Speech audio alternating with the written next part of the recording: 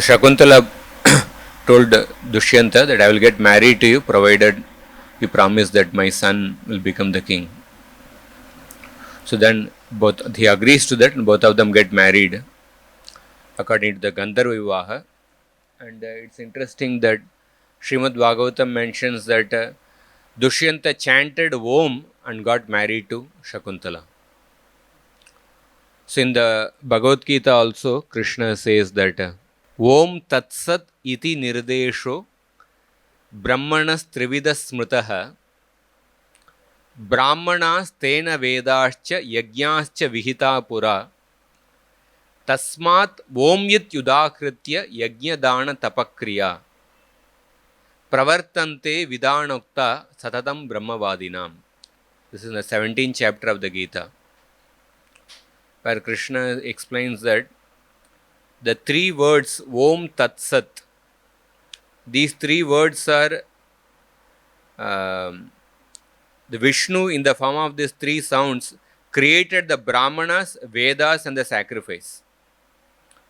And these three names of the Lord, Om Tat Sat, were remembered by the wise. And whenever some sacrifice, homa, any pious activity is performed, that time they would begin with by chanting Om, because Om refers to the absolute truth.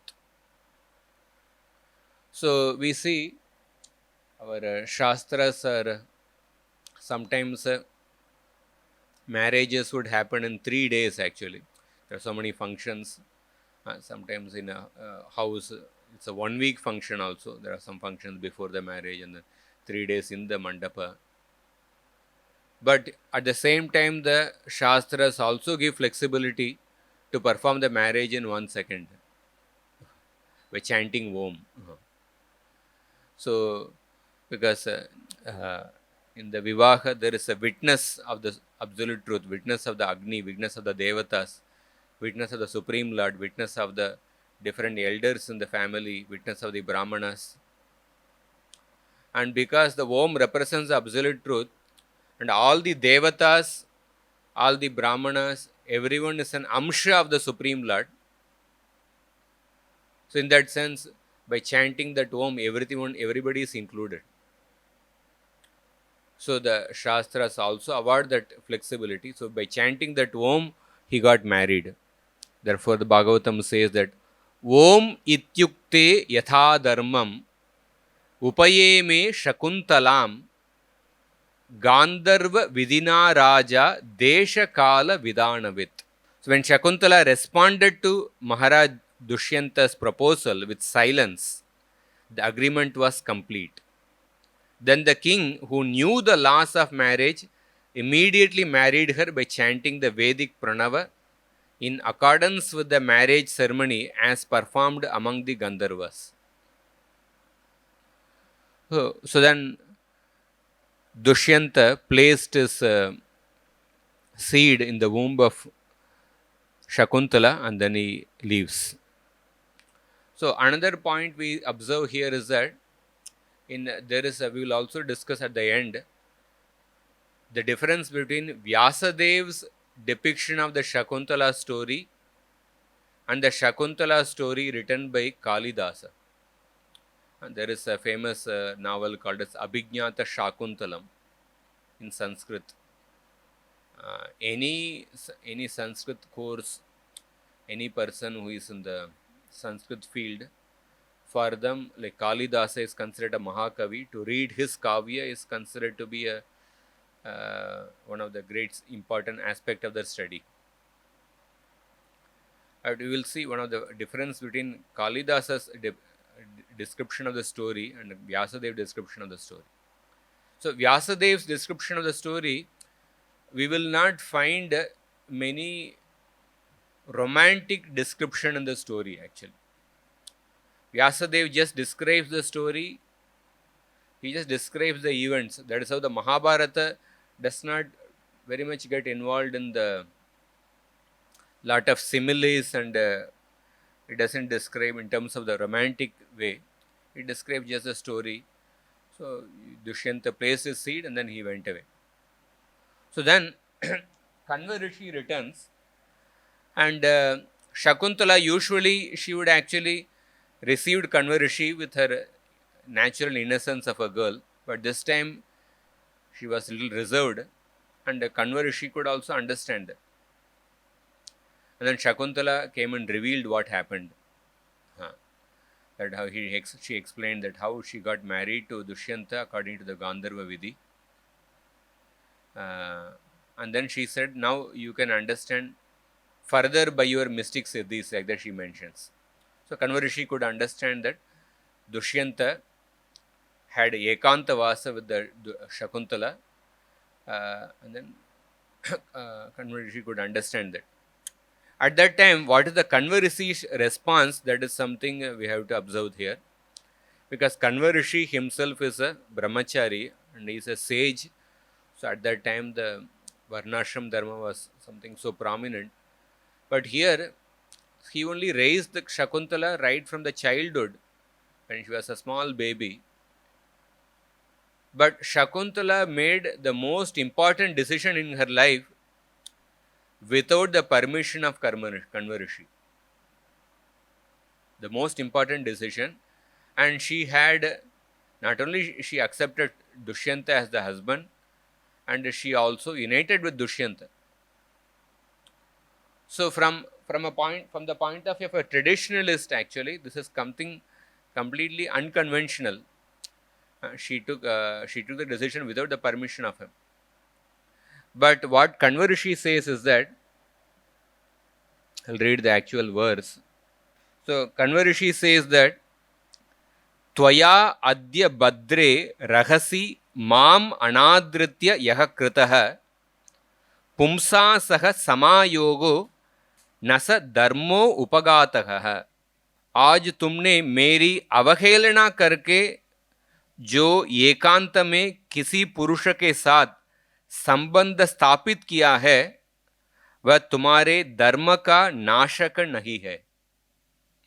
So what the main point here is that although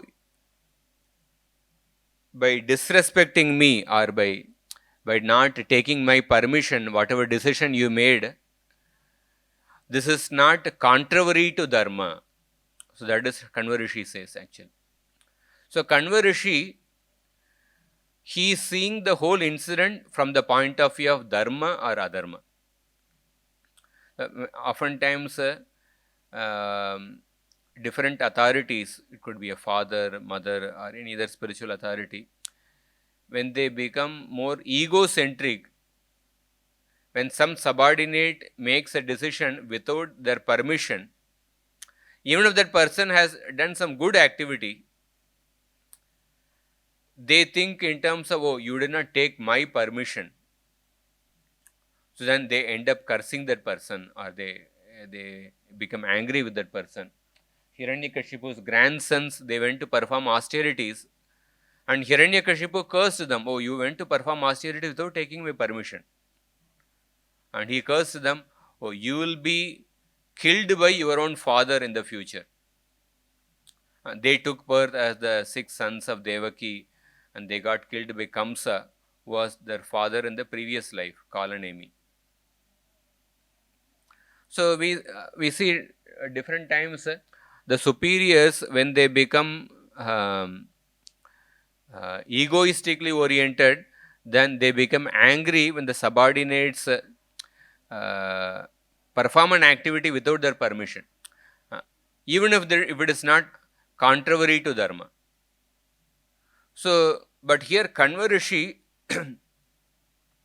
he is a traditional person, but he is seeing the untraditional act from the point of view of dharma.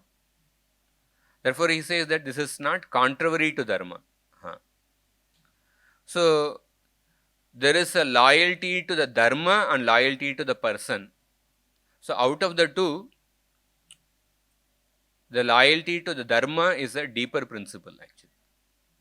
So, when you are loyal to a person, we are loyal to a person because that person is a representative of dharma. He is a representative of the Shastra. So Kanva Rishi, therefore, he is seeing from the point of view of dharma. For example, if we compare with another incident in the Srimad Bhagavatam, yesterday also I mentioned, Daksha Prajapati sent his sons, 10,000 sons, to go and perform austerities. And then he told them, after that you get married and procreate children. Assist me. I am a Prajapati, therefore you assist me in procreating children. But then they got inspired by the teachings of Narada and they became renunciants. So then, but Daksha Prajapati, he saw the whole incident that, oh, these people, they did not follow my instruction, they followed the instruction of Narada. They got brainwashed by Narada and they went. So he actually, instead of seeing that whether they followed Shastra or not, he was more thinking that, oh, they disobeyed me. They did not follow my instruction. So, but Kanva Rishi, then later Daksha Prajapati exhibited his anger by cursing Narada Muni. But here Kanva Rishi, he is actually approving Shakuntala's marriage. And yeah, definitely it is important to take the permission of the superiors, take the blessings of the superiors. I am not discounting the importance of that. For example, when Parishit Maharaj desired to fast until death, Parishit Maharaj, although it is according to Shastra, when a person is about to die, Shastra has mentioned that one should fast until death. But Parishit Maharaj, although he knows that it is according to Shastra, but still he wanted the decision to be blessed by the sages, therefore he took their permission. Any decision, when we make the decision with the blessings of the superiors, then it becomes authorized, we become blessed actually. But so that is definitely important. But sometimes there may not be opportunity for taking permission. There may be a deep inner calling that a person may take the decision because of the deep inner calling. One may not take the permission. So at that time, when it is according to dharma, one should actually accept that, one should bless the decision. So Yayati Maharaj, when Yadu refused to give his youth to Yayati Maharaj, although Yadu had a proper reason, he didn't want to delay the appearance of Krishna in the dynasty, but Yayati became angry with Yadu. Oh, he is disobeying me. He didn't see why Yadu is disobeying me. Yadu had a higher reason, higher spiritual reason. Because he knew that in the future Krishna would appear in my dynasty. Now I do not want to delay the appearance of Krishna in my dynasty. Therefore, I don't want to give my youth to Yayati. Although he had a higher genuine reason, but Yayati became angry with Yadu and he cursed Yadu. So therefore, sometimes certain superiors, when they become egoistically oriented, they end up exhibiting their anger. Brahmaji also, when Kumaras refused to obey the order of Brahma, Brahma became angry, but he did not exhibit his anger towards the Kumaras because he understood that Kumaras have a spiritual purpose in disobeying me. So we can see Kanva Rishi gave a mature response. So Prabhupada explains in a purport, there is Guru, Sadhu and Shastra. And among the three, the actual center is the Shastra. A Guru is supposed to speak based on the Shastra, and a Sadhu is also supposed to speak based on the Shastra. The Shastra is the center for all. So unfortunately, people nowadays do not see the Guru and Sadhu as a representative of the Shastra. So there is a difference between a fan club follower of a Guru, between the follower of a Guru. A fan club follower sees the Guru or the Sadhu not as a representative of the Shastra. He sees that person independent of the Shastra.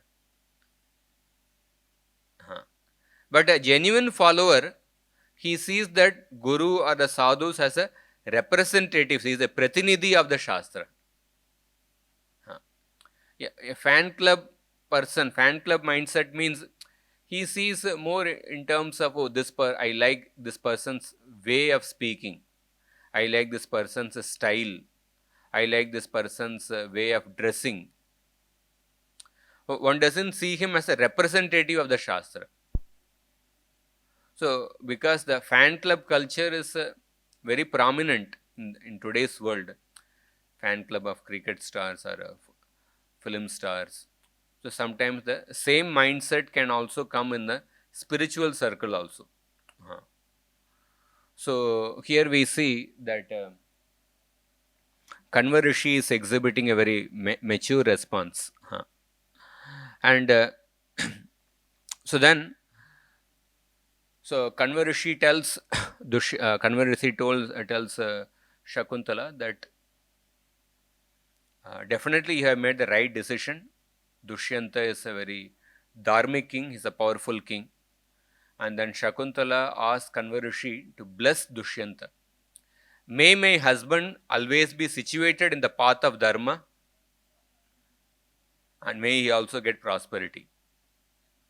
So sometimes when we ask blessings only in terms of prosperity, but she is asking, may he always be situated in the path of dharma. So these characters, why we are seeing these characters, when we study these characters, we can see the thought process of these characters. What are the thought process in making different decisions?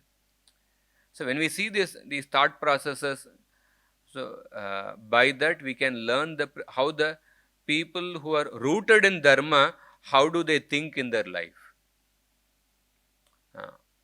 What desires they exhibit? How do they make decisions? So these are something which we have to learn. So then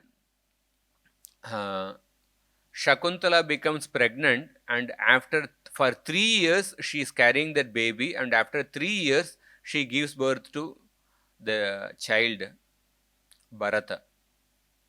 And this child, he is so powerful that there is a description that Bharat, even as a small child, he would actually kill ferocious animals. He would kill ferocious animals. He would kill lions and tigers and elephants. And the way by which he would learn the numbers was that by counting the teeth in the lions and tigers. That's how he will learn the numbers. So he was so powerful even as a small 5-year-old child actually. So therefore, the sages, they gave him the name Sarva Damana, one who can bring all the living entities under the control. So in this way, Bharat was actually growing. And at a certain point, so Kanva Rishi tells Shakuntala, Bharat is in that way, he was growing up. Bharat, he became almost 10, 12 years old. So, but actually Dushyanta had promised that I will send my Chaturangini Sena, and I will bring you to the kingdom, but he had not sent any Sena. And Shakuntala, in separation from her husband, she was really in great distress actually. She was not able to eat properly, she was not sleeping properly. And Kanva Rishi could see that. And Kanva Rishi called Shakuntala. Now it is time for you to be with your husband. And it is improper that a wife stays away from the husband for a long time. Therefore, you must go to your husband. And it is also right time for Bharata to get the post of Yuvaraj. So therefore, you please go to your husband. And Kanva Rishi calls his other disciples and other sages. You please take Shakuntala to the kingdom of Dushyanta, and then after leaving her, you come back. That's how he gives them instruction. So in this instance, we see that Kanva Rishi, because of her fatherly affection, because he has raised Shakuntala for so many years, so he is feeling separation from Shakuntala. And Shakuntala, because she was feeling the separation from her husband, so therefore she wants to be united with her husband. So Shakuntala is longing to be united with her husband. And Bharata was excited about going to his father's place. Bharata is telling to Shakuntala, oh, we want to go immediately. So, same incident, but different emotions were exhibited by different people. So, Shakuntala is exhibiting her gratitude to Kanva Rishi, who raised her. Kanva Rishi is actually also exhibiting, is begging forgiveness, and he is exhibiting his uh, emotions of getting separated from Shakuntala. And Bharata is excited to go to to meet his father. So we see the diversity of emotions in the same incident. And then Shakuntala goes to the Dushyanta, goes to meet Dushyanta. So at that time,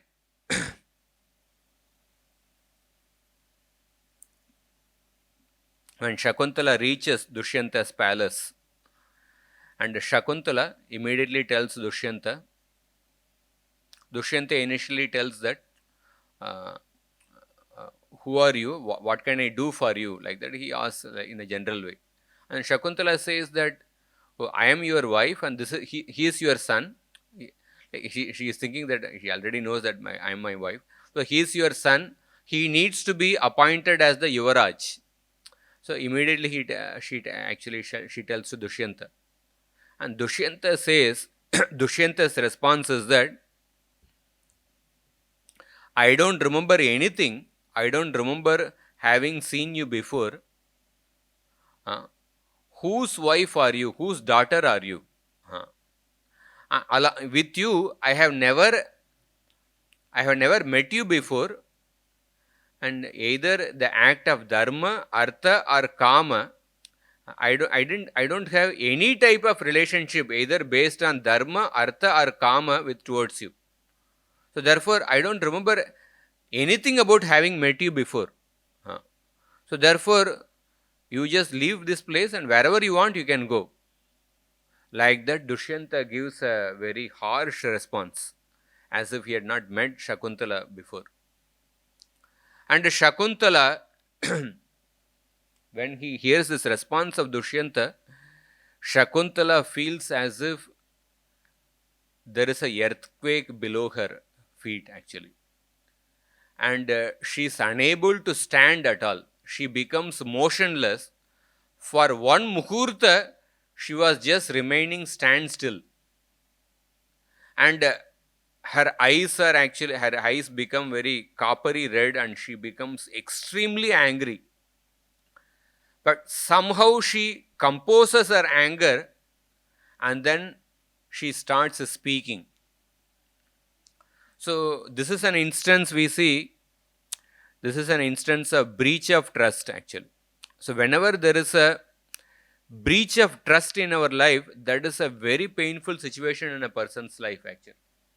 Whenever we put a trust on somebody and then that person breaches the trust, one becomes completely shattered. And there are various instances in the Shastra. For example, in the Srimad Bhagavatam, Vishnudutas tell the Yamadutas. They are telling to the Yamadutas that common people, they have put trust on Yamaraj and his messengers. That Yamaraj will punish the sinful people and he will not punish the righteous people. But today, you are taking away a completely sinless person to hell. So you are committing a breach of trust. Suppose animals innocently take shelter of a person, they'll sleep in the lap of a person, and if that person kills that very animal, what a great mistake, what a great sin. It is called as a Vishwasa Gata. So Vishnudutas accuse the Yamadutas of committing Vishwasa Gata, breach of trust. Another example, The gopis also felt that Krishna has committed Vishwasagata. Uh, when gopis, when they made the greatest sacrifice in their life, when they came to meet Krishna in the middle of the night, in the middle of the forest, and Krishna was there with them, and suddenly Krishna disappeared from their midst. And the gopis were frantically looking for Krishna, searching for Krishna everywhere in the middle of the forest. Then after a long time, they sang the Gopi Gita, and then Krishna came back. So when Krishna came back, they felt that, oh, Krishna has committed breach of trust. Because we made the greatest sacrifice in our life, but Krishna left us all alone and he made us suffer so much. And then they ask certain questions to Krishna in order to get the answer from Krishna why he behaved like that actually. So that is another instance of breach of trust. So here the Shakuntala is undergoing a breach of trust because she put complete trust in Dushyanta, and Dushyanta is behaving as if he never met Shakuntala before.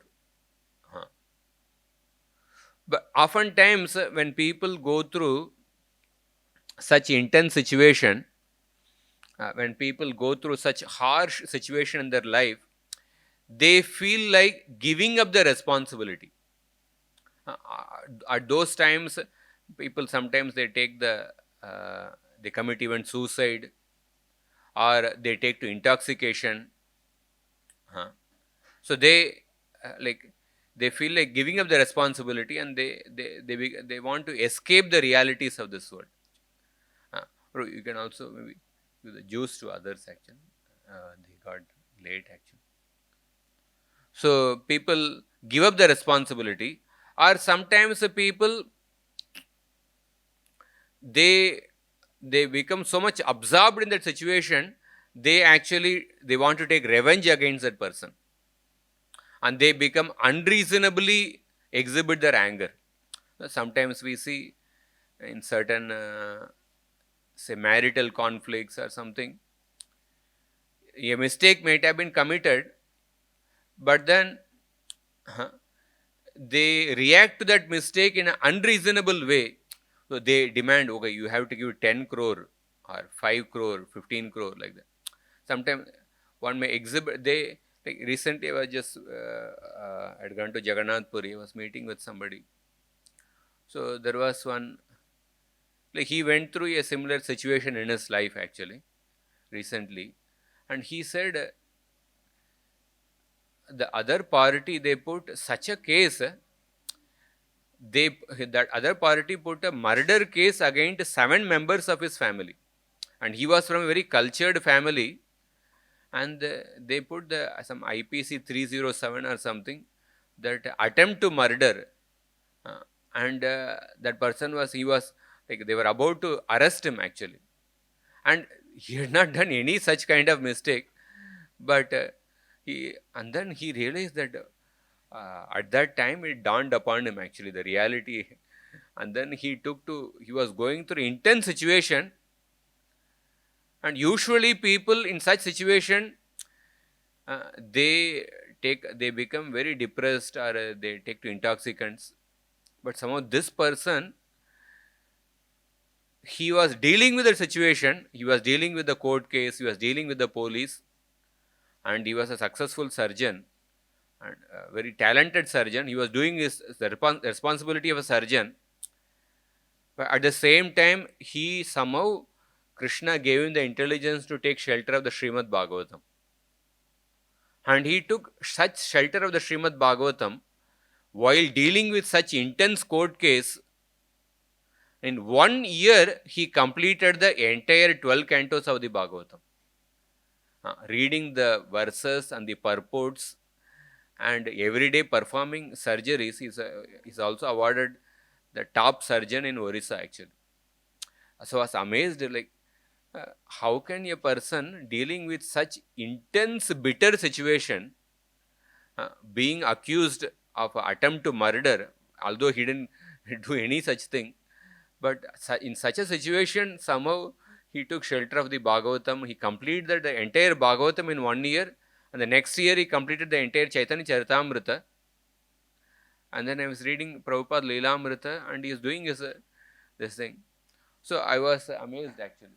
So generally, people when they are faced with such harsh realities, they become very negative and they become very revengeful, or they take to intoxicants, uh, or they are sometimes they just escape the responsibility, or they feel though why to seek justice only, because seeking justice is many times is a hard work actually. It is easy to just escape the situation, or it is easy to become revengeful. Both are easy. But to seek justice is sometimes more difficult without becoming very negative to seek the justice. So Shakuntala, we will see this chapter in the, you can also read when you go home, you can read the 74th chapter in the Adi Parva. So that is a long chapter in which Shakuntala, how she actually is going to interact with Dushyanta when she is going through this breach of trust, and how she is putting forward so many arguments, and from that we see the real character of Shakuntala actually. And we see the aspect of Purushartha. Oftentimes people, they don't want to put the Purushartha, and they think that, oh, this is what the destiny, and maybe it is destined I should suffer like that, and then they want to escape the situation. But Shakuntala is putting the Purushartha, and she is giving different arguments. And she is completely, her emotions are completely shattered, but she composed her emotions, and with her intelligence, she is putting forward different arguments. She is speaking based on the Shastra. So therefore, here we see the character of Shakuntala, how she harmonizes between the buddhi and bhava, intelligence and the emotions. In the Bhagavad Gita, Krishna says that aham sarvasya prabhavo matta sarvam pravartate iti matva bhajante mam buddha bhava samanvita. One who understands me to be the source of everything, he worships me with his intelligence and his emotions. So oftentimes people go to one extreme, they become emotional. When they become emotional, they either become sentimental, or they become revengeful, they become highly negative, or sometimes they go to another extreme of using only intelligence. So at that time they may become very calculative, but they may not, they will fail to become sensitive. They will fail to understand the emotions of others. But the balance between buddhi and bhava, that is something difficult actually.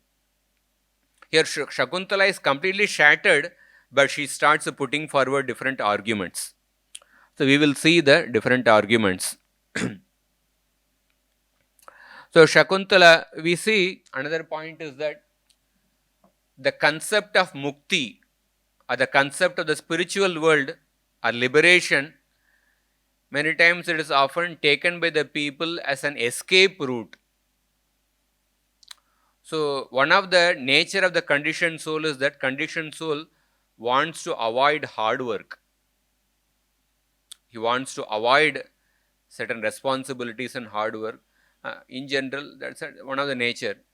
And sometimes with that background, when they come to spirituality, and there are enough verses in the Shastras also, which can be used by such a person to escape from their Purushartha, to escape from the responsibilities. But here, Shakuntala is actually putting an effort. And we usually in this world, when there is a breach of trust, there could be some mistake might have been committed by the other partner, and then you feel cheated, and then there are lawyers who try to encourage to magnify that mistake to a much greater extent. And then they put a case. There are people who are there to argue for yourself. You can appoint a lawyer. One of the lot of money comes especially for those lawyers in the marital conflict actually nowadays. And they try to flare up that conflict even more to extract more money actually. And so in this world there are people who are there to argue for you. But here in the case of Shakuntala, she had nobody whom she could take shelter. Oh, you please argue for me. Because nobody knew about Shakuntala and Dushyanta's marriage. All those sages also left actually. They just left her and then they left. There's no description of the sages present there. And moreover, the sages did not know about, they were not witness to that Shakuntala and Dushyanta's marriage. It was all alone. That's how the Gandharva Vivaha is. So she had to take the case on her own actually. She had to take the case on her own hand. And Shakuntala starts speaking. So Shakuntala says, Atra te hridayam veda satyasyai vandritasya cha kalyanam vadasakshena matmanam avamanyata. इस विषय में यहाँ क्या झूठ है और क्या सच, इस बात को आपका हृदय ही जानता होगा. उसी को साक्षी बनाकर हृदय पर हाथ रखकर सही सही बात कहिए, जिससे आपका कल्याण हो. आप अपने आत्मा की अवहेलना न कीजिए. Shakuntala is speaking the same words which Dushyanta spoke before. Dushyanta told, you please consult the Paramatma and ask the Paramatma and take the decision. And Shakuntala is also speaking the same thing. You please place your hand on the Paramatma and then speak the truth. And she says that जो अपने असली स्वरूप को छिपाकर अपने को कुछ का कुछ दिखाता है, अपने आत्मा को अपहरण करने वाले उस चोर ने कौन सा पाप नहीं किया. The person, he is thinking in his mind but speaks something else. So such a person is cheating the Paramatma. What sin has he not committed? You are thinking that you are alone at that time. So nobody was a witness to that act. So many people, when they perform certain activities, they think, oh, nobody is seeing me. Nobody is a witness to that act. So therefore, I will not be punished for my sin. Like that people also think. But Shakuntala says that, but there are witness to every action. Manyate papakam kritva na kaschid veti mamiti vidanti chainam devascha यज्ञैश्वांतर पुरुषः. जो सदा असत्य से दूर रहने वाले हैं, उन समस्त साधु पुरुषों की दृष्टि में केवल धर्म ही हितकारक है. धर्म कभी दुखदायक नहीं होता. मनुष्य पाप करके यह समझता है कि मुझे कोई नहीं जानता, किंतु उसका यह समझना भारी भूल है, क्योंकि सब देवता और अंतर्यामी परमात्मा भी मनुष्य के उस पाप पुण्य को देखते और जानते हैं. And then she says that for every action there are different witnesses. Surya, Chandrama, Vayu, Agni, Antariksha, पृथ्वी, जल, हृदय, यमराज, दिन, रात, दोनों संध्याएं और धर्म, ये सभी मनुष्य के भले बुरे आचार व्यवहार को जानते हैं. So that person with whom the Paramatma is pleased, Yamaraj will not punish that person. That person with whom Paramatma is not pleased, Yamaraj will punish that person. So in this way, Shakuntala is saying that the greatest cheater is the person who cheats the Paramatma. He is the greatest thief. Even in the Bhagavatam 6th canto, The Yamadutas, when the Vishnu Dutas ask different questions to the Yamadutas,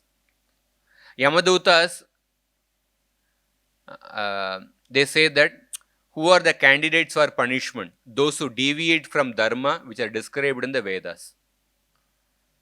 Now, how do we know who has performed adharma, who has performed sins? There are different witnesses to the action. They also speak that Suryogni kam maruddeva soma sandhyahani dishaha kamku swayam dharmayati hete daihyasya shakshinaha. So they also mention about these witnesses. So therefore, don't think that nobody nobody saw your act, and then she's telling about these witnesses. And then she says that I have come on my own to your sabha, and why are you dishonoring me in the open sabha? I am not crying to you in a lonely forest, but in an open sabha in front of everyone, you are speaking, you are dishonoring me. In fact, there is a Paniniya Vyakarana Sutra. In the sutra, the example given is Asuryam Pashya, like that the word example is given. Asuryam Pashya means one who has not seen the sun. So usually, previously the queens, they would be raised in such a way that they would not be seen by the public actually. Practically, they would be unseen by the public, therefore sometimes they are called as Asuryam Pashya. They may see the sun, but the term is used. They would be just raised in the closed quarters. Even when they would go, they would be just go in a palanquin. So, even in the Bhagavatam, there is an example of Devahuti. Devahuti was practically unseen by anybody. Kardama Muni only heard about Devahuti. Once a Gandharva was going in the Vimana in the sky, and from the sky he saw Devahuti in the top of her palace. And then he got captivated by the beauty of Devahuti, and then he fell from his Vimana. So previously the queens were like, they are called as Asuryam Pashya. So here Shakuntala was also raised like that, and she is actually like, she's supposed to be a queen, but in an open assembly, she is saying that open assembly she is being dishonored, because he's saying that I have never seen you, I have never met you. Like in one sense, he is behaving as if like Shakuntala is like a Kulata Stri. Kulata Stri means a low class woman. And she is saying that I am not crying to you in a lonely forest. And then Shakuntala starts speaking about Putra. Punnamno narakadyasmat pitaram trayate sutaha tasmat putra iti prokta swayameva swayambhuva. Putra is that person who saves the father from going to the hell called as Pun. Therefore, he is called as Putra.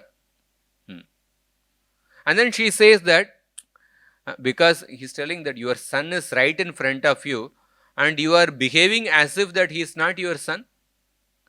Do you understand the importance of a son? Son is the person who delivers the father from going to the hell. And Manushya पुत्र से पुण्य लोकों पर विजय पाता है, पौत्र से अक्षय सुख का भागी होता है, तथा पौत्र के पुत्र से प्रपितामहगण आनंद के भागी होते हैं. The benefit of putra, pautra and pautra ke putra. She is speaking about that. And then she says, what are the glories of a wife? What are the benefits of what is the importance of a wife? She says that sa bharya ya grihe daksha, sa bharya ya prajavati, sa bharya ya pati prana, sa bharya ya pativrata. So she is mentioning 4 terms. Who is a real bharya? Bharya means a wife. A bharya is that person who is expert in the household activities, grihe daksha. And bharya is that person who is prajavati, who gives birth to santana, jo santavanavati ho. Bharya is that person who is pati prana. पति को प्राणों के समान प्रिय मानती हो. Bharya is that person who is devoted to their husband, pativrata. And then she says that a wife is the ardhangini, she is the other half of the husband. And a wife is the friend of the husband. In the Yaksha Prashna, in the 124 questions in the Yaksha Prashna, there are 4 questions related to friendship.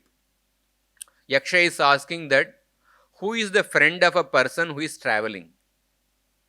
And who is the friend of a person at home? And who is the friend of a person who is deceased? And who is the friend of a person about to die? And Yudhishthira Maharaj gives a practical answer. The friend of a traveling person is the another traveling partner. Or other version says that the friend of a traveling person is the knowledge. But the friend of a deceased person is the Vaidya. And the friend of a person about to die is how much dana he has given. For a person about to die, how much money he has, that is not going to help him. How much dana he has given, that is only going to help him. And friend of a person at home is the wife. So she says that Bharya uska sabse uttam mitra hai. And a wife only helps the husband in the dharma, artha and kama. And she helps the husband in crossing over the sansara by assisting him in the duties of dharma, artha and kama. And she says that जिनके पत्नी है वे ही यज्ञ आदि कर्म कर सकते हैं. So if we see in the Sanatana Dharma, any dharmic activities that can be performed by a man, only one who has a wife. Many times in the yajna activities, when they give certain dana also, the wife is supposed to touch the shoulder of the man. The wife is touching the shoulder, then he gives the dana actually. And when Ram was going to the forest, Sita also wanted to come with Ram, but Ram was not willing to take Sita. That time Sita tells one reasoning to Ram, if you don't take me to forest, my father will think that he has given me to a man who is actually a woman but in the form of a man, who is a Purusha Vigraha but who is actually a Stree. So in that Sita is telling that, what she is telling, another point is that my father is Janaka Maharaj, and Janaka Maharaj is famous for performing yajnas. He is famous for performing karma yoga. Karma naiva hi samsiddhim astito janakadayah. But if you go to the forest without the wife, you cannot perform any of the yajna karmas. And my father performs all the yajna karmas very dutifully. And you cannot perform the yajna karmas without me. And what will my father think of you when you don't perform the yajna karmas? So therefore, she is telling that how the wife assists the husband in performing the yajna karmas. And then she says that when suppose a man is traveling, even if he is traveling in the thick forest, but if the wife is next to him, that person can have a peaceful sleep. गोर गोर जंगल में भी विश्राम पा सकता है, सुख से रह सकता है, यदि उसके पास भार्या हो तो. And even in the ordinary dealings, suppose when somebody wants to rent a house, oftentimes people ask, oh, are you married? If they are married, then they are more easily prone to give the house in rent. Sometimes if they are bachelors or something, they become a little suspicious, they become a little reluctant to rent the house. So she says that in this way, how the women is important, the role of a wife. And then And then she says that a woman serves the husband even in the next life. And a husband should see the wife as the mother of the child. When the wife actually gives birth to the child, the husband should actually see that wife, respect that wife as the mother. And then she speaks more about the attitude of a good wife and the benefits of having a good wife. And she says that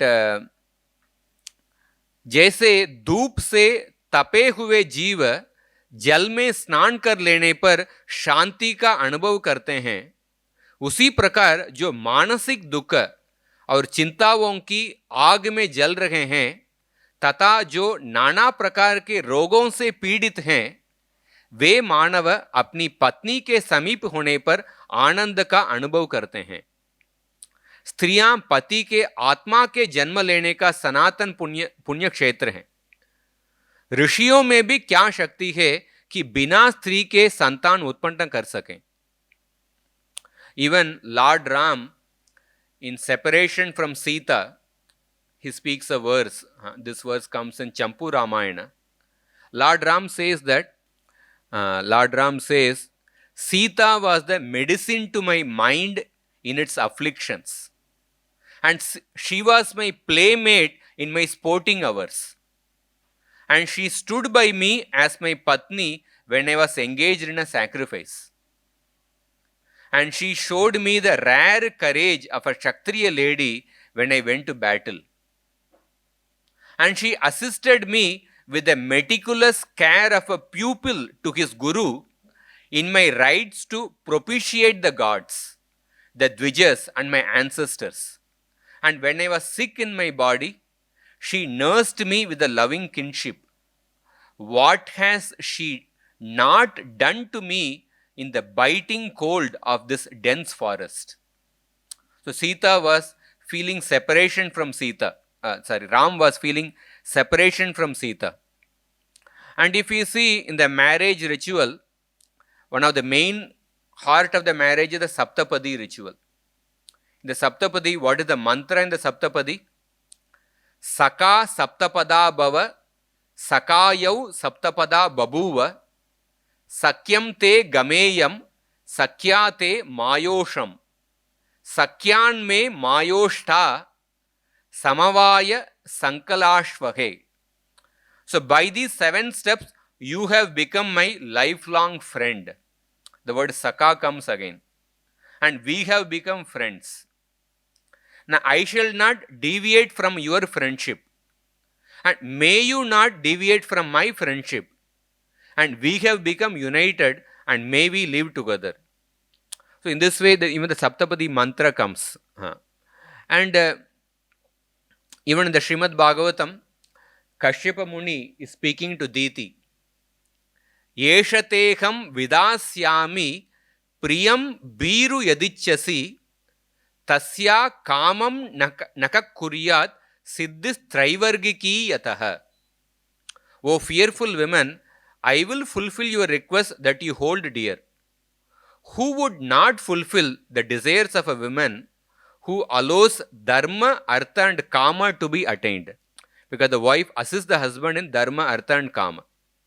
In another purport in the Bhagavatam 4th canto, Prabhupada says that a chaste wife is the good intelligence of the husband. Because the chaste wife is the good intelligence of the husband. So if you see the word patni, patni means what?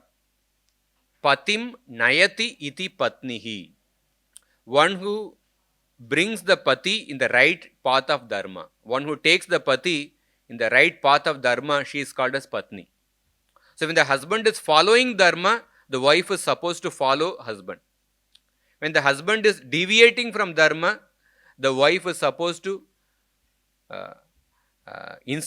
advise the husband about the path of dharma and bring him back to the path of dharma. That is the role of a wife. Patim nayati iti patnihi. Mandodari constantly advised Ravana about the path of dharma. She never approved Ravana in abducting Sita. So even in the Bhagavatam, another verse is that Sarvashraman upadaya swashramena kalatravan vyasanarnavam atyeti jalayanair yatarnavam. The person possessing a wife and supporting the other ashramas, that is brahmacharya, vanaprastha and sannyasi, supporting the other ashramas, such a person surpasses the dangerous ocean of material life by being situated in the household life, just as a person crosses the ocean by a boat. That is why, according to the scriptures, out of the 4 ashramas, Grahastha ashrama is considered to be the safest among the ashramas. Why it is the safest among the ashramas? Because only in the Grahastha ashrama there is a commander-in-chief in the form of a wife. When the senses attack a man, there is nobody to give protection to the senses in the other 3 ashramas. There is no presence of the wife to give protection to that man. He can deviate, he can fall down from this position. But only in the Grahastha ashrama, the wife is there who is there to give protection. Therefore, the Grahastha ashrama is considered to be the safest among the ashramas. So, Shakuntala speaks about the importance of the wife. And then Shakuntala further tells Dushyanta about the fortune of having a son, and she tells about the pleasure of touching a son. And she says that the pleasure of touching a son, it is more cooling than having the pleasure of touching the chandan. अपने शिशु पुत्र को हृदय से लगा लेने पर उसका स्पर्श जितना सुखदायक जान पड़ता है, वैसा सुखद स्पर्श न तो कोमल वस्त्रों का है, न रमणीय सुंदरियों का है, न शीतल जल का ही है. Maybe the thing. So Shakuntala spoke about the Paramatma, and then speaks about the father-son relationship. So Shakuntala speaks about Putra, the pious activities. So she says that मनुष्यों में ब्राह्मण श्रेष्ठ हैं और चौपायों में गौ श्रेष्ठतम है. Among the 4-legged entities, cow is the greatest. गौरवशाली व्यक्तियों में गुरु श्रेष्ठ हैं और स्पर्श करने योग्य वस्तुओं में पुत्र ही सबसे श्रेष्ठ हैं.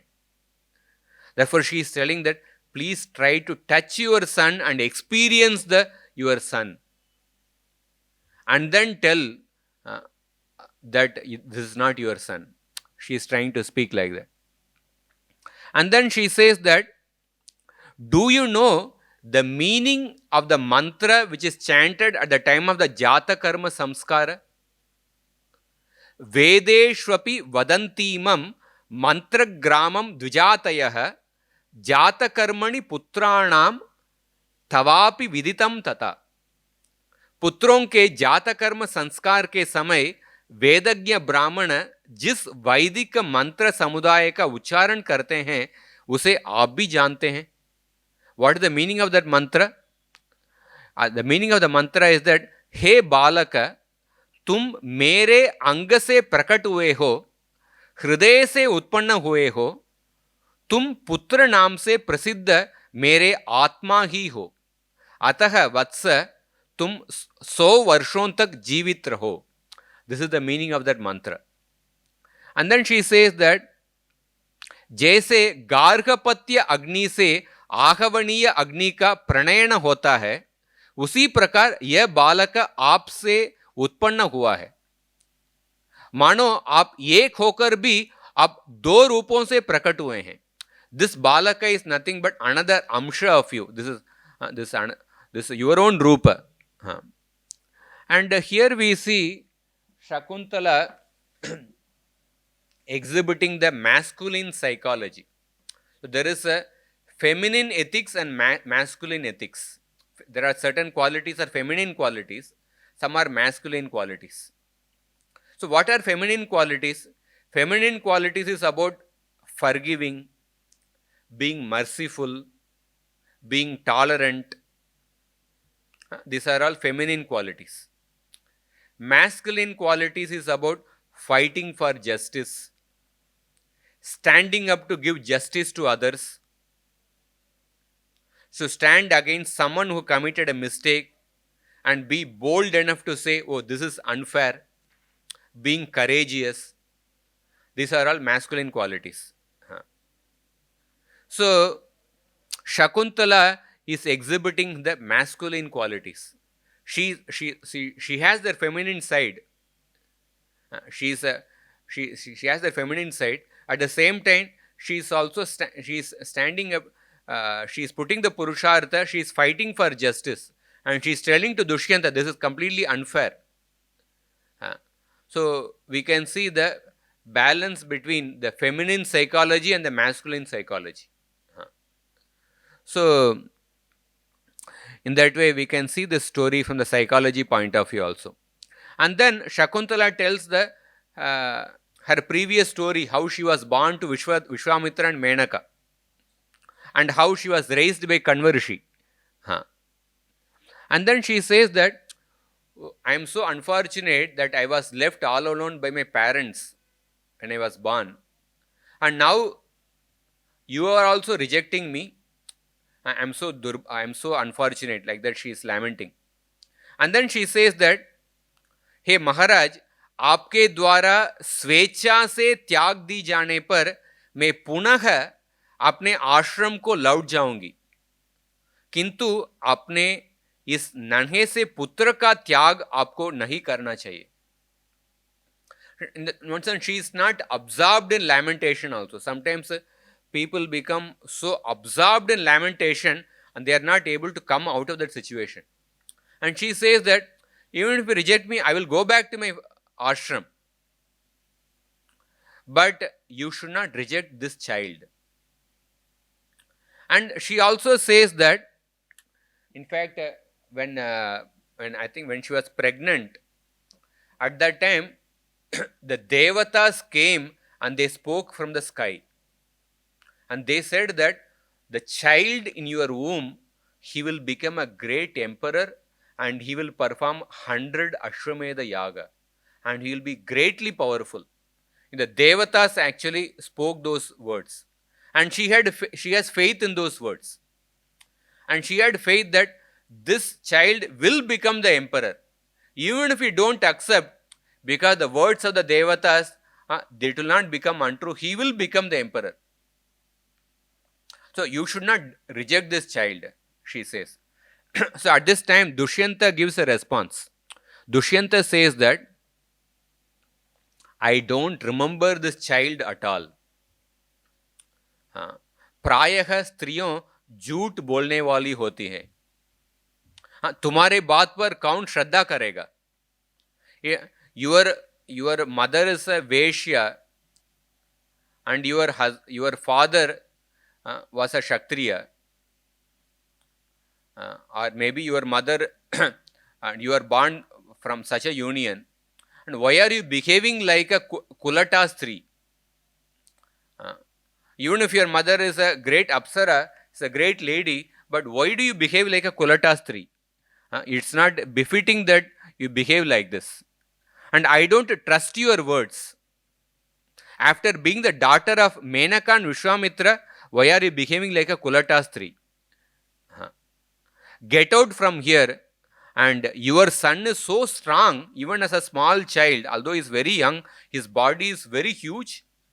It seems there is something wrong with this son. Go wherever you want, but get out from here. In this way, he says that, तुम्हारी जाति नीच है, तुम कुलटा जैसी बातें करती हो. जान पड़ता है मेनका ने अकस्मात भोगा शक्ति के वशीभूत होकर तुम्हें जन्म दिया है. Maybe because she was completely blinded by lust. Therefore, you are born with that same mindset of a Kolata Stri. That is why you are speaking like that. So when Dushyanta spoke like that, and the Shakuntala feels great pain, and still Shakuntala again invokes the Paramatma. So Shakuntala gives a greater understanding of Paramatma to Dushyanta. She says that, why don't you ask the Lord in your heart, who resides there as Paramatma? So there is a word in the Vedas, Atma Apaharini. They said the greatest thief is somebody who cheats the Paramatma. We see in this world there are many scams which come.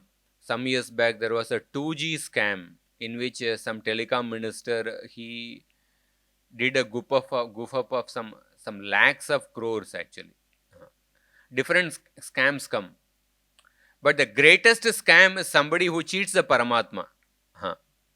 So Shakuntala says that Rajan Sarshapa Matrani Parichidrani Pashyasi Atmano Bilva Matrani Pashyannapi na Pashyasi. She says that you can see the fault of others, although they may be as small as the mustard seed. But you cannot see your own faults, although they are as big as the bilva fruit. So she is speaking about fault finding. And she says somebody who is ugly and who has never seen his own face in the mirror, he may keep criticizing others, oh, all of you are ugly. But till the person sees his own face in the mirror, he will understand what his real status is. So similarly, you are finding fault in others, but try to see your own face. Try to see the Paramatma. Try to introspect. Try to think, consult with your heart. Try to find the fault in you. Your fault is actually very great, but you are ignoring your fault and you are seeing the fault of others, which is very small. And then she says that sadhus are like swans. They focus on the good qualities. But the murkhas are like the pigs. They focus on the stool. They take pleasure in finding faults even in the sadhus. And then she speaks about the truthfulness. जो सत्य रूपी धर्म से भ्रष्ट हैं, वह पुरुष क्रोध में भरे हुए विषय पर सर्प के समान भयंकर है. विषगर सर्प के समान भयंकर है. उससे नास्तिक भी भय खाता है, फिर आस्तिक मनुष्य के लिए तो कहना ही क्या है. And she says that the sun delivers the entire forefathers, and you are actually rejecting the sun. And you are being untruthful, and truthfulness is the greatest dharma. So the Mahabharata is such a scripture. So we have to see the psychology of every scripture. In the Bhagavatam says that Savai Pumsam Parodharmo Yato Bhaktir Adokshaje Ahaituki Apratihata Yayatma Suprasidati. The unmotivated, unallied devotional service is the highest dharma. But Mahabharata's mood is that Mahabharata speaks about this worldly life, about the Varnashram dharma. Different sections of the Mahabharata, different aspects of dharma, the importance of dharma are glorified. So in this particular aspect, the truthfulness, being truthful, how it is glorified. So Shakuntala tells that 100 कुएं खोदवाने की अपेक्षा एक बावड़ी बनवाना उत्तम है. 100 बावड़ियों की अपेक्षा एक यज्ञ कर लेना उत्तम है. और 100 यज्ञ करने की अपेक्षा एक पुत्र को जन्म देना उत्तम है. और 100 पुत्रों की अपेक्षा भी सत्य का पालन करना श्रेष्ठ है. So she speaks about the importance of truthfulness. And then she says that suppose if you keep 1000 Ashwamedha Yajnas on one side of the balance, and another side of the balance if you keep the quality of being truthful, the quality of being truthful will weigh higher than 1000 Ashwamedha Yagas. And then somebody who has done study of all the Vedas, and somebody has gone to all the Tirthas, this cannot be equal to speaking the truth. Speaking the truth is considered to be greater than studying all the Vedas, studying this. Like in that way, the truthfulness is actually glorified.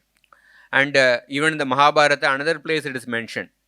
वह सभा नहीं है वहां वृद्ध पुरुष न हो, वे वृद्ध नहीं है जो धर्म की बात न बतावे, वह धर्म नहीं है जिसमें सत्य न हो, और वह सत्य नहीं है जो छल से युक्त हो.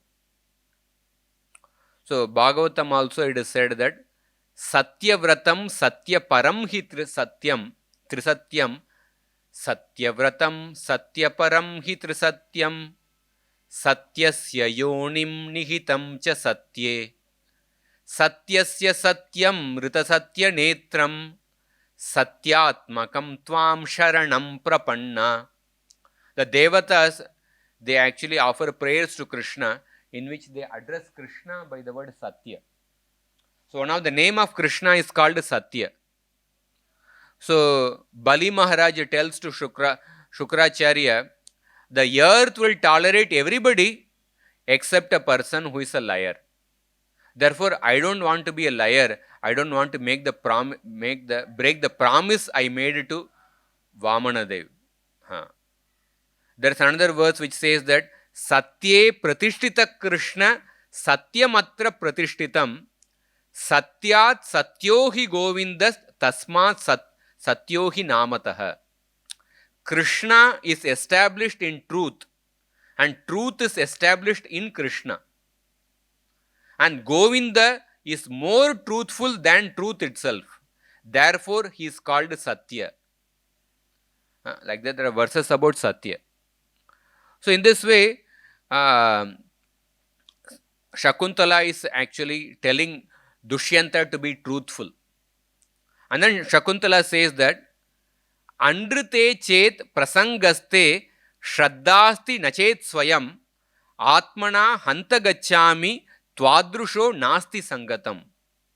यदि आपकी झूठ में ही आसक्ति है और मेरी बात पर श्रद्धा नहीं करते हैं तो मैं स्वयं ही चली जाती हूं.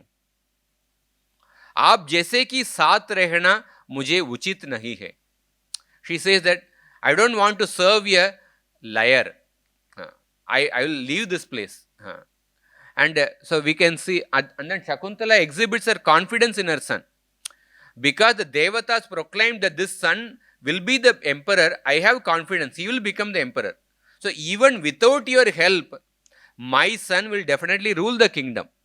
So I have full confidence in that. So at that time when Shakuntala was about to leave, at that time again the Devatas speak from an unembodied voice speaks from the sky.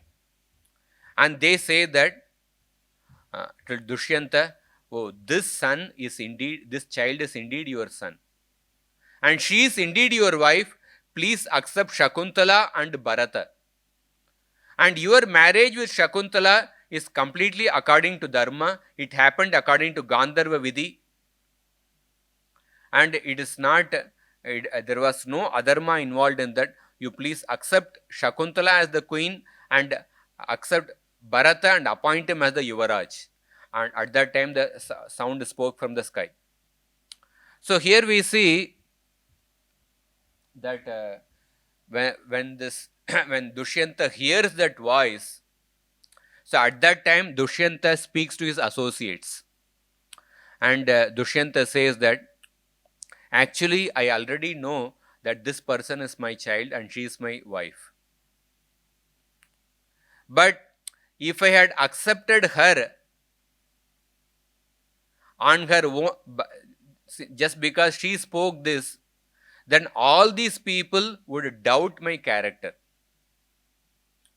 All these people will think that, oh, suddenly some women came from out of the blue and she's claimed that, and I am the wife of the king and this person is a child, and this king also accepted that. And all these people will doubt the character of the king. And maybe this king had a relation with his wife. Being blinded by the lust, he had a relation, and therefore he accepted her. And this child must be contaminated with that kama vasana, because he had a relation with that with that wife without following dharma, and therefore this person must have been born, it must be an extramarital affair or a premarital affair. So people will doubt the character of this child, also, they will also doubt the character of Shakuntala. Therefore, I did not accept her. So I was waiting for this particular voice to speak. So we see here Dushyanta apparently behaved harshly. But Dushyanta's apparent harshness was based on the concern for the reputation of Shakuntala and Dushyanta and Bharata. And because he is in the position of a king's character, king's responsibility becomes higher than the responsibility as the husband. So this incident, it can be directly compared with Lord Ram making Sita to undergo the Agni Pariksha. After rescuing Sita, after defeating Ravana, and Ram tells Sita, I actually protected you in order to protect the reputation of my Raghukula. So now you can go wherever you want, because you are under the shelter of some other man. I cannot accept you. I protected you only to protect the reputation of Raghukula. So if you like that, Ram leaves Sita. So at that time, Sita enters the fire in order to prove her purity. So Ram behaved as if like a stone without any feelings. But Ram actually wanted to prove the purity of Sita in front of everyone. If the Ram had accepted Sita without making her undergo the Agni Pariksha, Ram had complete faith in Sita's character. Ram tells that to Sita later. But if he had accepted Sita without making her undergo the Agni Pariksha, other people would have actually would not have accepted Sita. Even then, still there was a rumor in the Lanka. So therefore, especially when a person is in the position of a king, they have a greater responsibility. So there is a verse in the Srimad Bhagavatam, in the Queen Kunti's prayers. Atavishvesha Vishvatman Vishwamurte Swakeshu me Snehapasham imam chindi dridam pandushu vrishnishu. Queen Kunti says that, please actually cut off my attachment towards my relatives with my towards my sons, and also towards my parents' side, towards my father, mother side. Because of that attachment, I am not able to make the decision. I want you to stay here, but if you stay here, my relatives in the Dwaraka, they will be pained. But if you go there, my own sons will be bereft of your association. So I am in a dilemma. But the reason for my dilemma is that maybe because I am attached to my family. Please cut off my relation like that. Please cut off this attachment like that, Queen Kunti says. In that purport, Prabhupada says that to cut off all the family affection means what? To broaden the field of activities. It means basically making the whole world as the family. Without doing this, no one can be qualified as a Brahmana, a king, a public leader, or a devotee of the Lord. The personality of Godhead as an ideal king showed this by example. Sri Ramachandra cut off the tie of affection for his beloved wife to manifest the qualities of an ideal king. So such personalities as a Brahmana, a devotee, a king, or a public leader must be very broad-minded in discharging their respective duties. So Queen Kunti was conscious of this fact, and therefore she prayed like that. So and then Dushyanta begs forgiveness from Shakuntala. Please forgive me for all the harsh words I spoke. And यदि इस प्रकार तुम्हारी शुद्धि न होती तो लोग यही समझते कि तुमने स्त्री स्वभाव के कारण कामवश मुझसे संबंध स्थापित कर लिया, और मैंने भी काम के अधीन होकर ही तुम्हारे पुत्र को राज्य पर बिठाने की प्रतिज्ञा कर ली. हम दोनों के धार्मिक संबंध पर किसी का विश्वास नहीं होता, इसीलिए यह उपाय socha gaya tha, socha gaya hai. In this way, Dushyanta is replying. So therefore, we can see the thought process of Dushyanta and Shakuntala. The way Shakuntala speaks about the role of a wife, the role of a son, and the Paramatma, and the truthfulness, fault finding,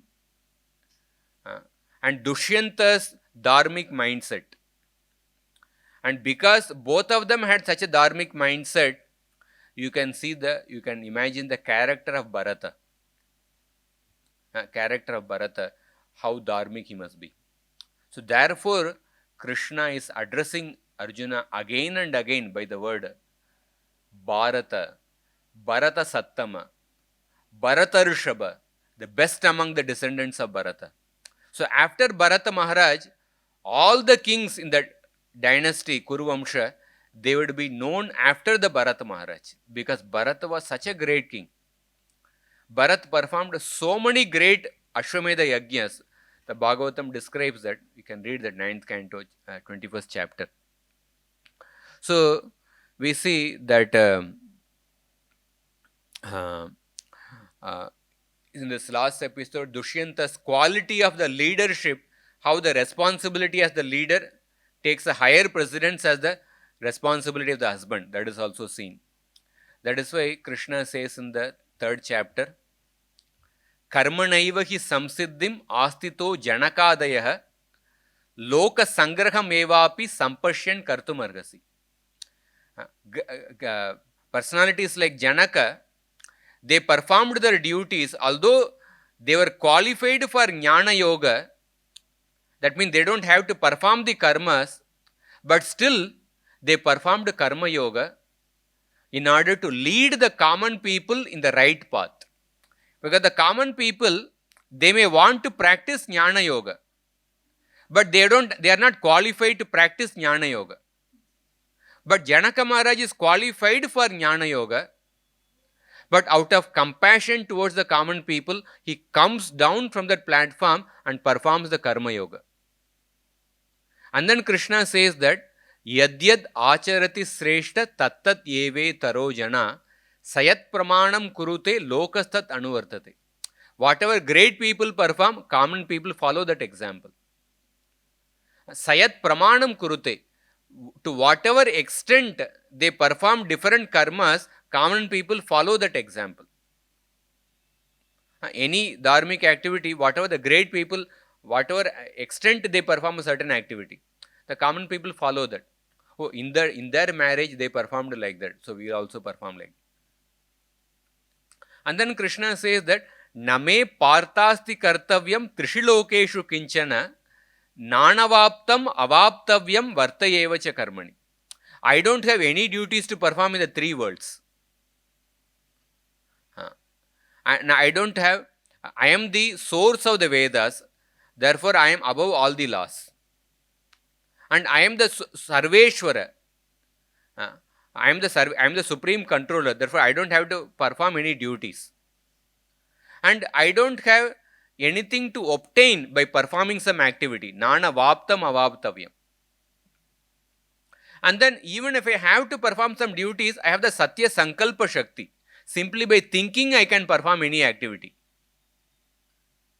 And sometimes if a person, by seeing a person's example, others perform certain sinful activity, then the leader, on seeing whom others perform the sinful activity, the leader becomes contaminated with the sin of the others.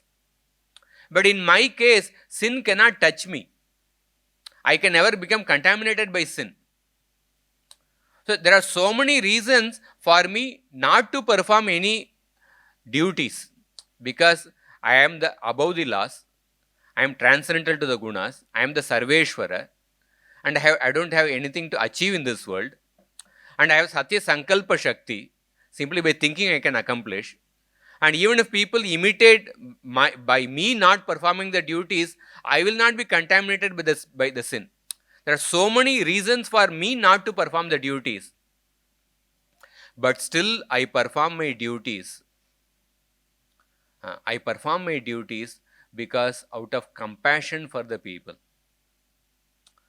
नमे पार्थास्ति कर्तव्यम त्रिषु लोकेषु किंचन नानवाप्तम अवाप्तव्यम So in all the three worlds, he says that in all the three lokas, whether in the higher planets or middle planets or lower planets, wherever I incarnate, whether I incarnate in the Devaloka or as a Manushya or as an animal, in whichever form I incarnate, I actually perform my duties. And then he says, Yadi Hyayam na varteyam jatu karman atandritaha mama vartmanu vartante manushya partha sarvasha. Suppose if I do not perform my duties, then he is saying that people will definitely stop performing their duties. He is using the word Yadi Hyayam na varteyam, if I do not perform my duties. And the next sentence he says that Mama Vartmanu Vartante. There he says that then people may not perform their duties. Like that he is not saying. He is saying that people will stop performing their duties. Suppose if I make a sentence, suppose if there is a rain tomorrow, there may not be IPL match tomorrow. I mean, the first sentence is also there is a hypothetical probability. Second sentence is also hypothetical probability. But here Krishna is making the first sentence in a hypothetical way. The second sentence he says as a certainty. If I do not perform my duties, then people will stop performing their duties. So in that way, then Krishna says that then Varna Sankara will increase. There will be a mixing of the Varnas and that will create chaos. So in that way, we see that Dushyanta is giving that preference for the responsibility as a king. So in this way, we see so many lessons in this particular episode. We almost covered everything. So Shakuntala, some of the verses she spoke are here. Truthfulness is the highest dharma. The glory of living by the truth. And Shakuntala accepts the rejection of Dushyanta with a dignity, and Shakuntala also had confidence in the words of the Devatas. We discussed that. And Dushyanta exhibited the responsibility of a king. How this instance can also be compared with the Agni Pariksha of Sita. So Lord Ram meticulously followed all the dharmas. And Krishna sometimes broke the rules. But Lord Ram following the rules and Krishna breaking the rules both had the same effect. What is that effect? Establishment of dharma. Lord Ram following the rules and Krishna breaking the rules both had the same effect of establishment of dharma. So that is what Rupa Goswami says, Niyamagraha and Niyamagraha. Sometimes people follow the rules meticulously but without knowing the spirit of the rule. Sometimes people reject the rule whimsically. But Lord Ram followed the rules by understanding the spirit of the rules. And Krishna sometimes rejected the rules. Not whimsically, but understanding the spirit of the rules. So, then finally Dushyanta begs forgiveness and Dushyanta performs the samskaras for Bharata Maharaj. And then after that, Bharata Maharaj becomes the king. And then the glorious legacy of Bharata continues in the Kuru Vamsha. So with this, I will like to end here. So if anybody has any questions, any comments.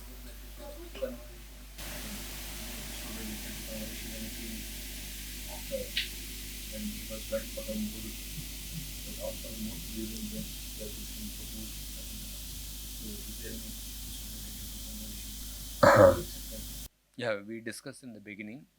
Kanva Rishi told, when Kanva Rishi came back, Kanva Rishi said that although you took an independent decision, without consulting me, but I approve this decision because it is not against Dharma. That is the statement Kanvarshi said.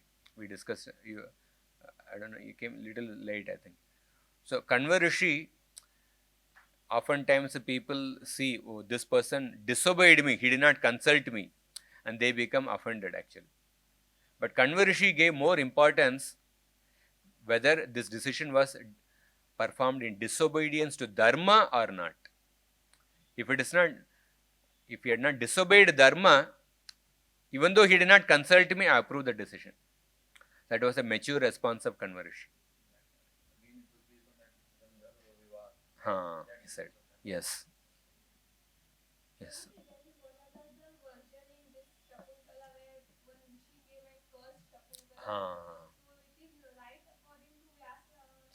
Yeah, yeah. Yeah, good, you reminded me. I forgot to cover that point actually. So I said that I wanted to throw light on Vyasadev's Shakuntala Dushyanta story and the Kalidas Shakuntala story. If you see Kalidas's Abhignata Shakuntalam, it is a poetic masterpiece actually. It's a poetic masterpiece. But if you read the story,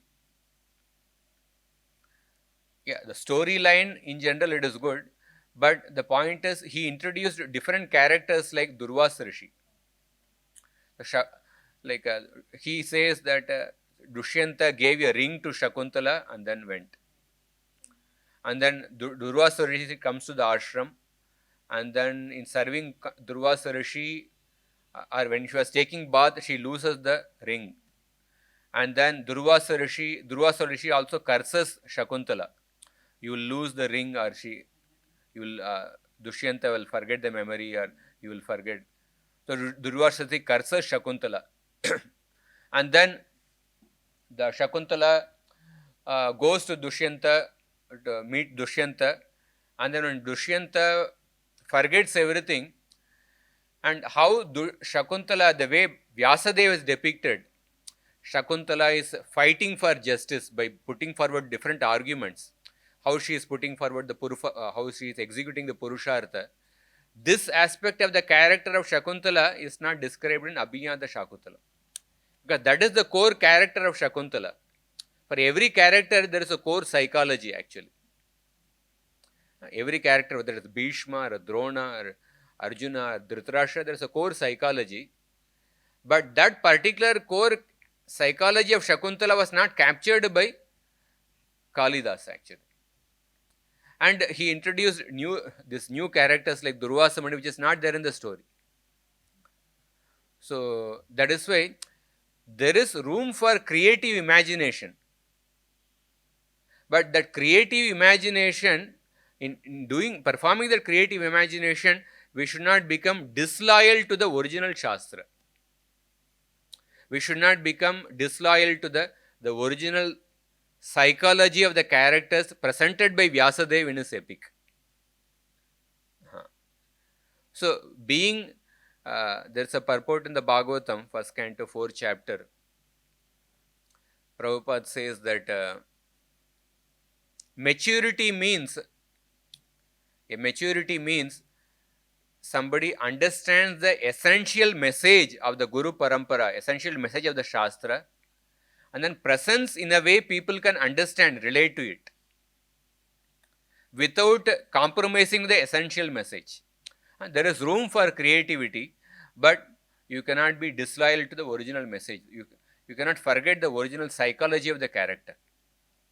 So, in that way, in Kalidas Shakuntala, introduced new characters, and not only that, this psychology of Shakuntala, that is not captured by Kalidas, although it is a great poetic masterpiece.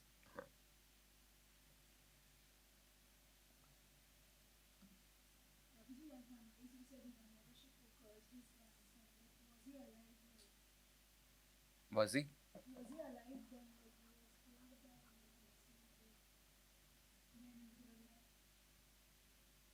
No, Hiranyakashipu had 4 sons, na?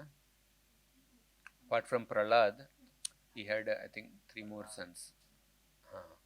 Their grandsons through, I think, the other sons. Or it is Hiranyakashipu or Hiranyaksha. Probably it could be Hiranyaksha also. Either Hiranyakashipu or Hiranyaksha first. And Hiranyakashipu, anyway, he had 4 sons.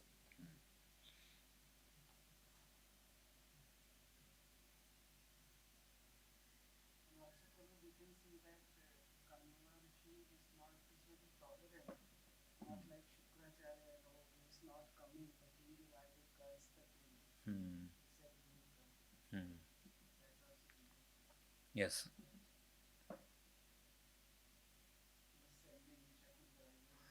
Huh. Hmm. After 12 years.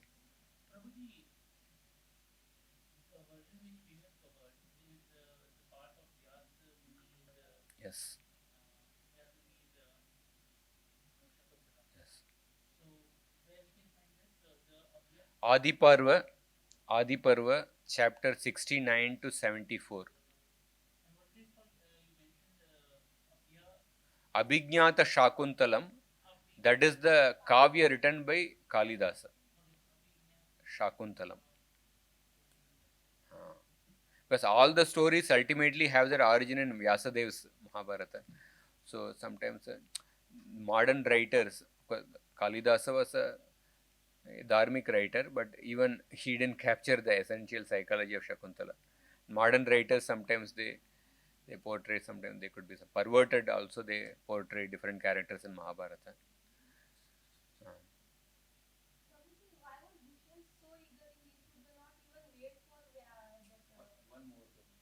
Kanva Rishi to come. Achha.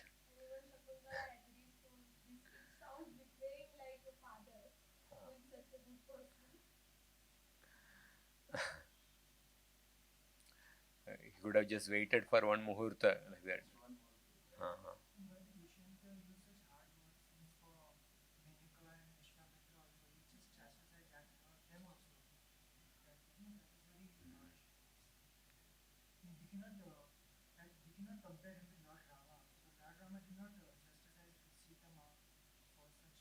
Mhm.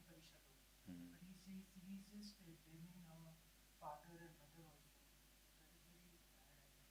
Mhm.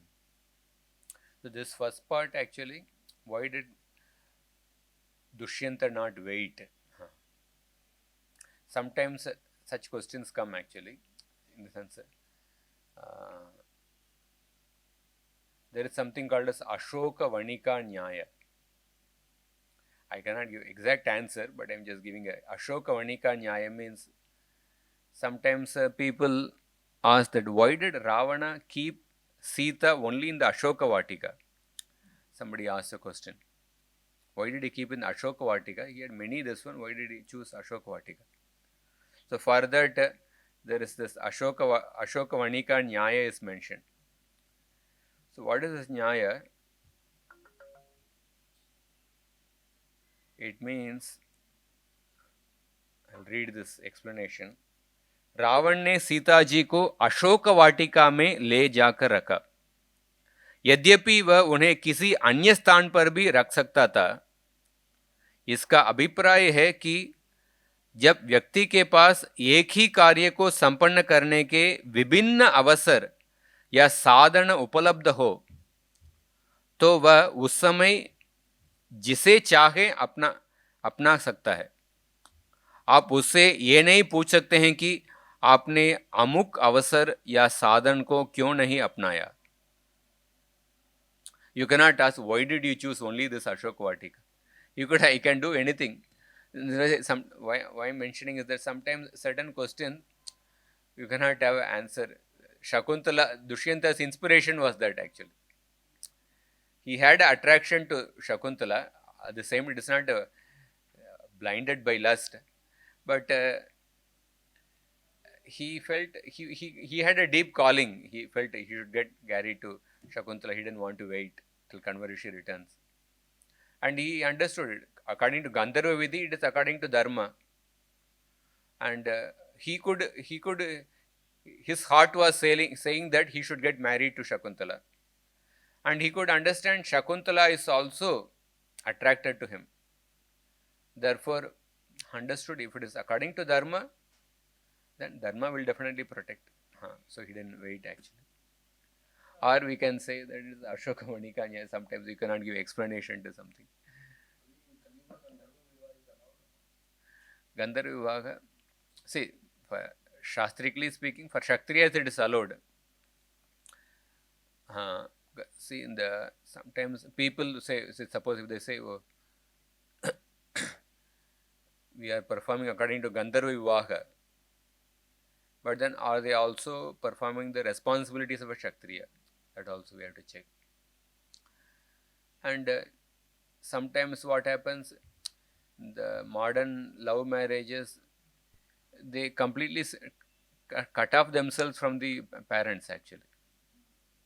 Then that becomes that's done out of infatuation. That's no, even okay. Now there is a culture of free mixing. Is there? There is definitely there is so much of interaction. It may be common, so we are not condemning that. But still, it should be. You make a decision with the buddhi and bhava. When somebody is dharmically trained, one will not commit a mistake actually. You think from the point of view of dharma. So we should see in terms of is this decision will be helpful for the practice of dharma. From that point we have to see from buddhi and bhava, we have to use both of them. So it is not that I am saying like Gandharva is completely not allowed, we can't stamp something. But one should not go to the extent of cutting of the relation with the family and see from the point of view of dharma. And sometimes people become blinded and sometimes they get involved in love jihad or some other this thing and they forget the dharma.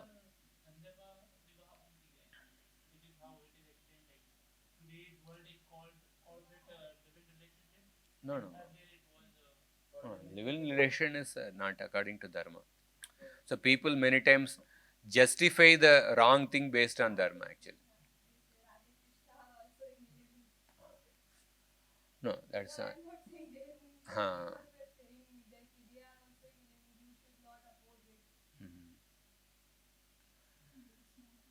Even basically the main one of the mindset of people is that they want to avoid the responsibility actually. So live-in relation is the mindset of they want to avoid the responsibility, they just want the enjoyment part. When you go to a hotel, suppose you eat nicely and then and after eating nicely they ask for the bill, they come with the bill, and if you don't pay the bill, previously they would make you actually grind the atta. Maybe now the grinder is there, maybe now they will make you wash the vessels.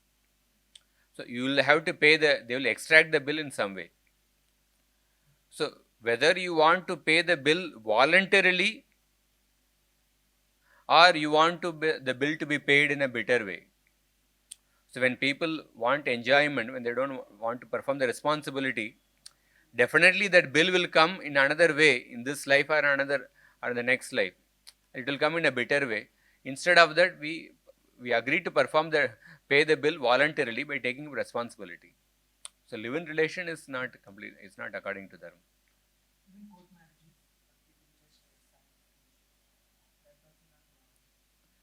See, in Sanatan Dharma, every ritual is performed in front of the fire actually. So marriage, when we see Saptapadi or there is elders are there, Agni is there, chanting of the mantras are there. Why we invite people? Because we want to get the blessings of others more and more. It is not nowadays. It is becoming more and more like a showcasing one's opulences. But the heart of the marriage is that we want to get the blessings of the elders. Therefore, we want to invite him. So therefore, these things should be performed.